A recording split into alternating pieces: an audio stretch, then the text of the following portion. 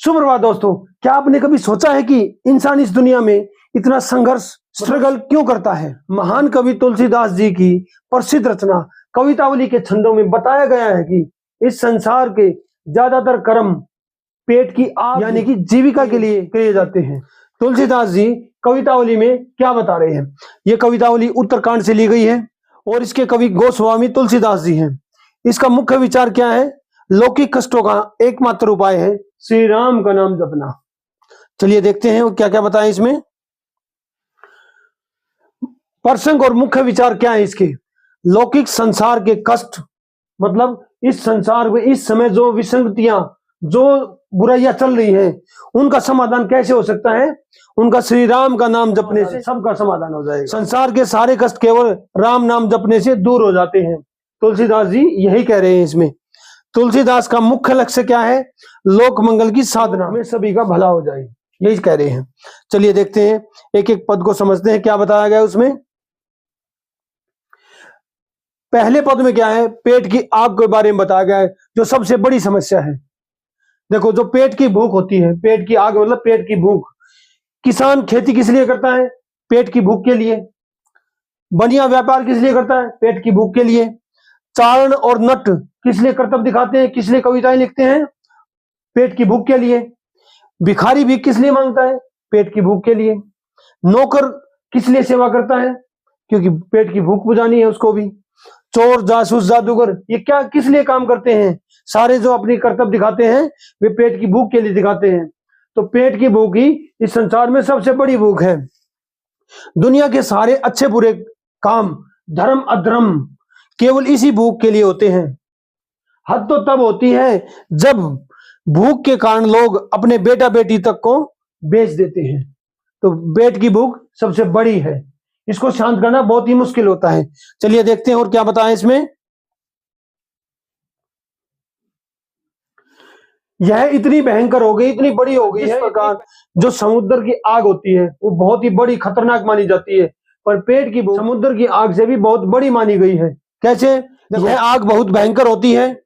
समुद्र की जो आग है बहुत भयंकर होती है, पेट की आग इससे भी ज्यादा बड़ी और खतरनाक है। इसे कौन बुझाएगा?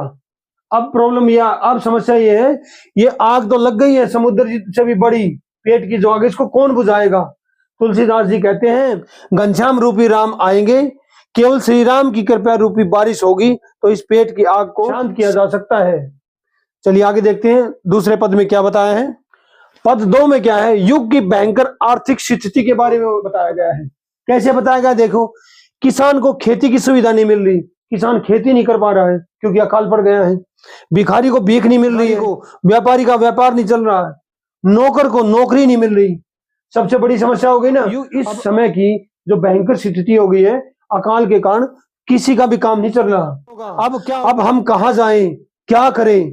जीविका रहित लोगों की चिंता यही है, अब क्या करें, कहां जाएं? तुलसीदास जी के अनुसार वेद पुराण भी कहते हैं कि जब ऐसी घोर निराशा छा जाती है तो केवल दिनों के बंधु श्री राम कृपा करते हैं और सारी समस्याओं का हल कर देते हैं। चलिए आगे और देखते हैं क्या बताया है।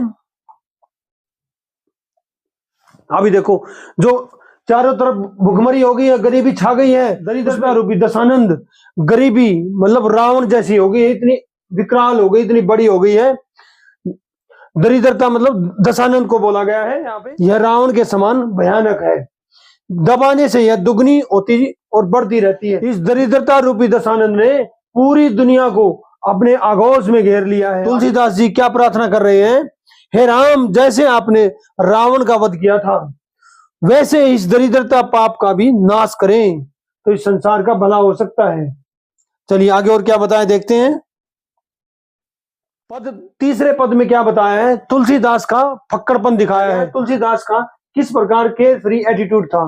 तुलसीदास है श्री राम के दास बन के रह रहे हैं, एक गुलाम की तरह रह रहे हैं, उसे कोई फर्क नहीं पड़ता कोई उसको क्या करे, कोई इसको फ्रॉड कहे या मोंक कहे, चाहे कोई उसे राजपूत कहे, जुलाया कहे।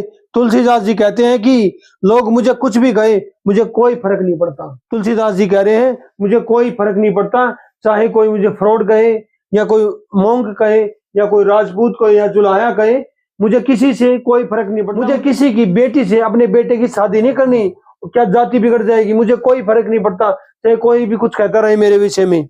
अभी आगे देखो और क्या बताया है।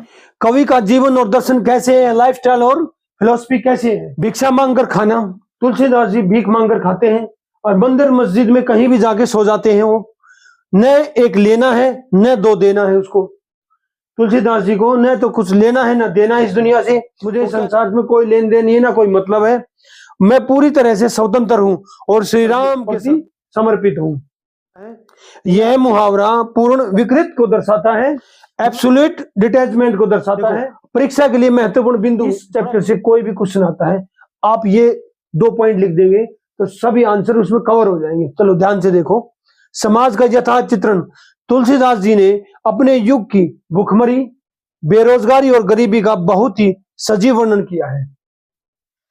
भक्ति की शक्ति क्या दिखाया है, लौकिक संसार के सारे कष्टों का एकमात्र समाधान राम भक्ति है। अभी देखो इसमें पेट की आग रूपक अलंकार क्या दिया है, बड़वागिनी से भी बड़ी है।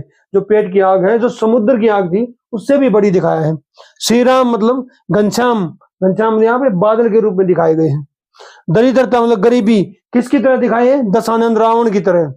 कवि का स्वभाव कैसा है, समाज के तानों से मुक्त, पूर्णतः श्री राम का सेवक। आज आप लोगों के सामने रावण रूपी बड़ी समस्या मतलब बोर्ड परीक्षा खड़ी है, उससे घबराना नहीं है, उसका डट कर सामना करना है। कठिन समय ही हमें मजबूत बनाता है और आगे बढ़ने का रास्ता दिखाता है। अपने चैप्टरों का क्विक रिवीजन करो और लगातार कोशिश करते रहो, सफलता अवश्य मिलेगी। आज के लिए इतना ही, धन्यवाद।